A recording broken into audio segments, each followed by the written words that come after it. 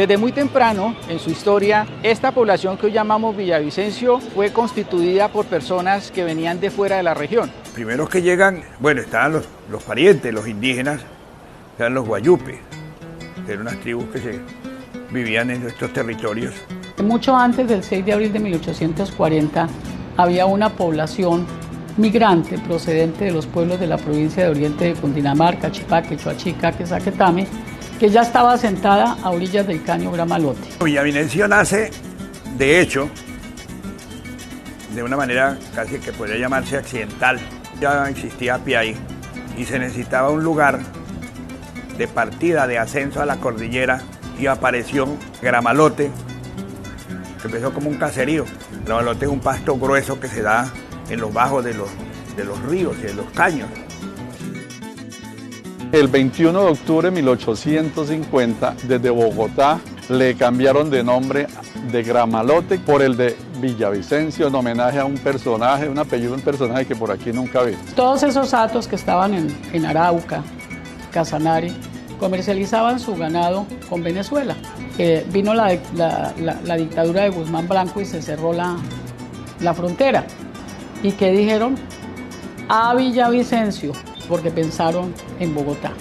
Aquí llegaban y potreraban ese ganado en los potreros aledaños al centro histórico de Villavicencio.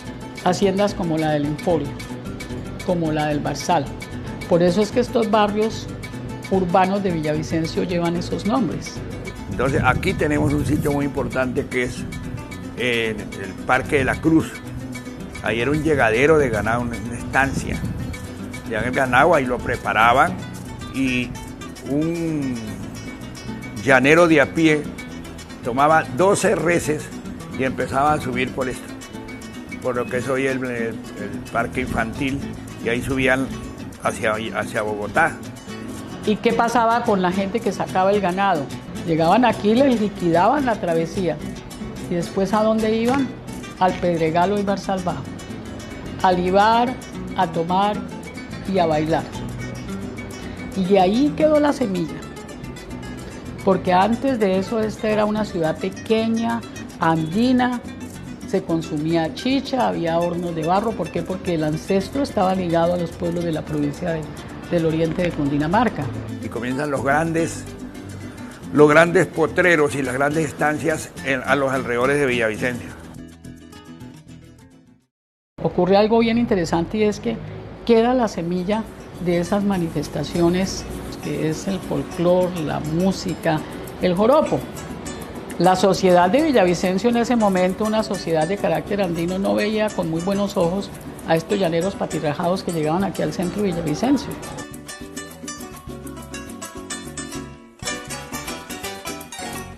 Y está la fuerza de esa música, de ese baile llanero que desplazó lentamente las manifestaciones andinas y adoptamos esas manifestaciones del llano adentro, ¿sí? Pues para mí el llanero es aquel que está como muy arraigado a una tierra que el mismo medio le templó el espíritu. Su amigo es el caballo, su amigo es el río, su amigo es el perro, es la canoa, es el sol, es la luna. Tomemos un punto de referencia y de partida para el siglo XX, que es la construcción del último tramo del carreteable Bogotá-Villavicencio. Inicialmente llegó a Chipaque en 1928 y hasta ahí llegaban el transporte, los camiones, los buses. Hasta 1936, durante la primera administración de Alfonso López Pumarejo, se proyectó el carreteable para Villavicencio.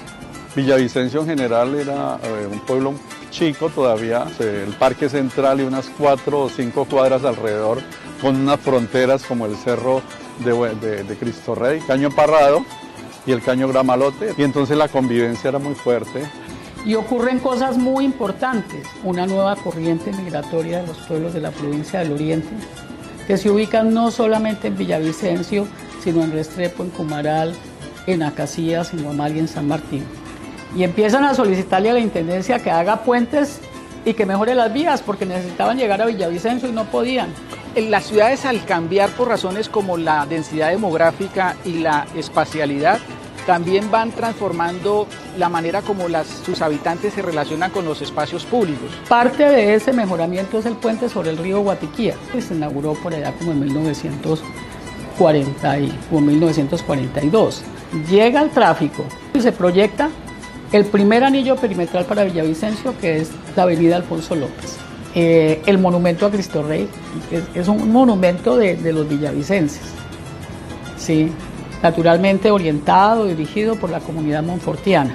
Quizá es la acción colectiva, comunitaria, que se conozca en masa, donde el pueblo se volcó a colaborar, convierte a Cristo Rey en un símbolo nuestro, la idea para construirlo en homenaje a la paz. De 1948 al 53, con la violencia política en todo el país, otro flujo de colombianos desplazados, forzados por la violencia a salir de sus sitios y llegan a Villavicencio. Y eso también nos ayuda a entender, entre otras cosas, por qué surgieron muchos asentamientos en las zonas periféricas de la ciudad. Asentamientos como La Nora, como La Reliquia, como Ciudad Porfía, y una guerra que hace que la gente se replegue hacia las zonas urbanas. Yo pienso que sí es una ciudad refugio. El pueblo empezó a tener una dinámica diferente, quizá por de haber dejado de ser capital de la Intendencia del Meta y empezó a ser capital de departamento, ¿no? El Congreso no autorizaba, tuvo que haber un acto legislativo que modificó un artículo de la Constitución y que le negaba esa posibilidad al Meta porque no tenía el número de habitantes. Mire, todo lo que se consigue y lo que se ha conseguido es luchando. Empiezan a llegar los bancos, las entidades más fuertes, se inician unas dinámicas sociales, económicas y culturales muy fuertes a partir de los años 60. El nacimiento del Festival Nacional de la Canción Colombiana, que a Villavicencio le dio una proyección nacional muy fuerte, y luego nace el Torneo Internacional del Joropo y se rompen también las fronteras de ese pueblo chico. Villavicencio empieza a ser como la meca de los artistas, el deseo de los cultores de la música llanera de venir a Villavicencio por los eventos. Es inevitable cuando uno recorre el centro de la ciudad hacer comparaciones entre el tiempo presente y el tiempo pasado, porque también tenemos recuerdos que le permiten a uno entender que la ciudad cambia, es inevitable, tiene que ser así. El Guatiquía lo recuerdo muchísimo porque allá fue donde aprendí a medio nadar. La recreación de muchísimos jóvenes era el río, las fiestas populares, porque eran en la Plaza de los Centauros. Yo tengo más o menos unos 50 años, está viviendo en Villavicencio y he visto cómo ha evolucionado todo esto, ¿sí? Para ir a La Esperanza, eso era un trecho allá, eso era lejísimo. Pero ya de los 60 hacia acá, con el nacimiento de los barrios del Retiro, La Esperanza, esos dos barrios jalonaron el nacimiento de transporte urbano. Llegaron unos buses, no sé, eran largos, unos chatos, grandes, llegaron a prestar ese servicio. Yo recuerdo que aquí en el centro había un teatro que se llama el Teatro Cóndor. Yo no sabía que era un teatro ni qué vaina era esa, pero yo fui. Y nos llevaron a ver una película y se me quedó tanto el nombre de esa película que se llama Samarcanda.